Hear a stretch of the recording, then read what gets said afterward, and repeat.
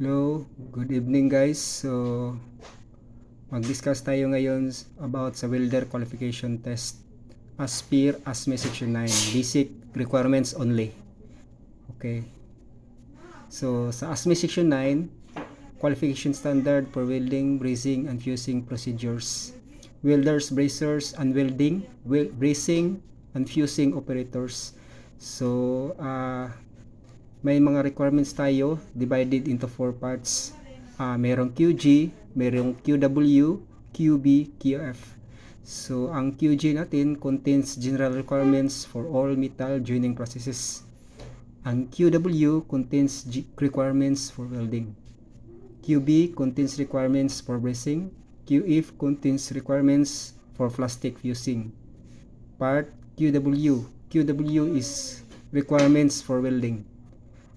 Article 1, Welding General Requirements from QW100 to QW190. Article 2, Welding Procedure Qualification, QW200 to QW290. Article 3, Welding Performance Qualification, QW300 to QW390. Article 4, Welding Data, QW400, QW470. Article 5, Standard Welding Procedure Specifications, QW500 to QW540. Okay. This is good.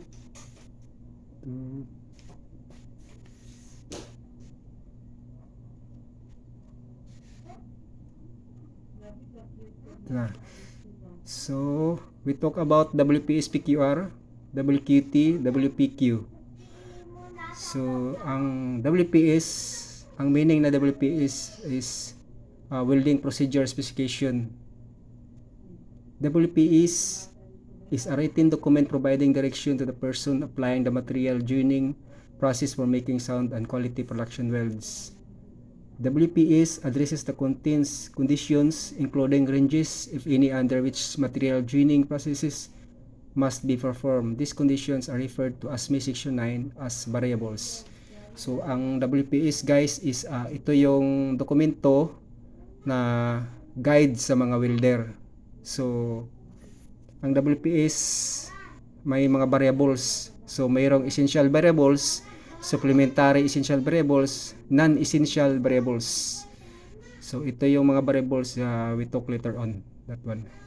So, welder and welding operators. So, a welder is one who performs a manual or semi-automatic welding operation. This includes welding with torch gun.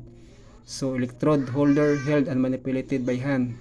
Part motion devices and manually controlled filler metal feeders may be used. A welder would commonly perform shielded metal arc, gas metal arc, and flux cord arc welding. So, ibig sabihin, ang welder, ang hawak niya is manual feeder or manual torch gun. Ito yung nagpe-perform ng para mo joining ang base metals. So, ang welding operator, a welding operator is one who operates adaptive control, automatic, mechanized, or robotic welding equipment. Most submerged arc welding setups will fit into automatic mechanized category. So, tinatawag siya welding operator kasi mostly ang definite sa welding operator is yung mga automatic machino. So, kaya ginawa ng welding operator. So, may welder, may welding operator din. So, sa PQR, ang meaning sa PQR is Procedure Qualification Records. So, as a minimum, the PQR shall document the essential procedure qualification test variables applied during welding of the test joint and results of the required test.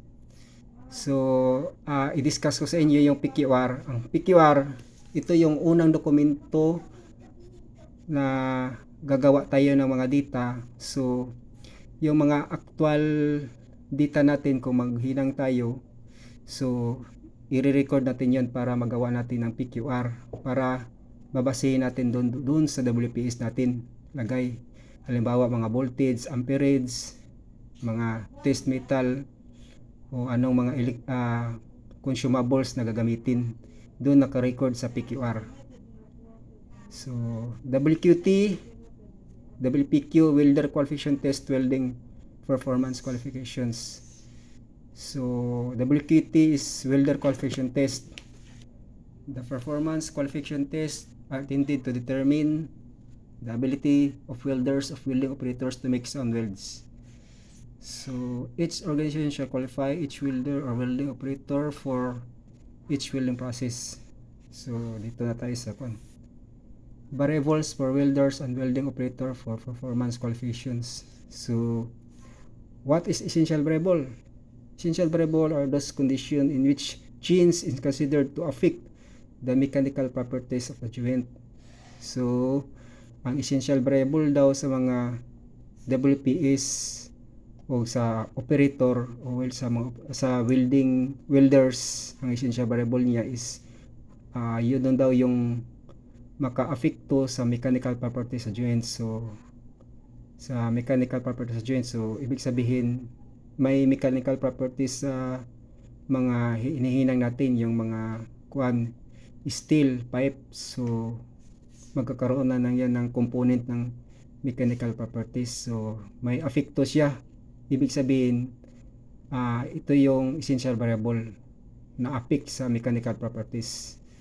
Ito yung ibig sabihin ng essential variable. So, welding variables for welders, welding variables for welding operators, essential variables for WQT, WPQ. So, ito yung mga essential variables. Take note guys. Welding joint. So, ito. Paragraph, variable. Ito yung table sa mga essential variable sa mga welders. So, pipe diameter, P number, Q double for base metal, joints, base metal. Ito yun, no? Joints, base metal.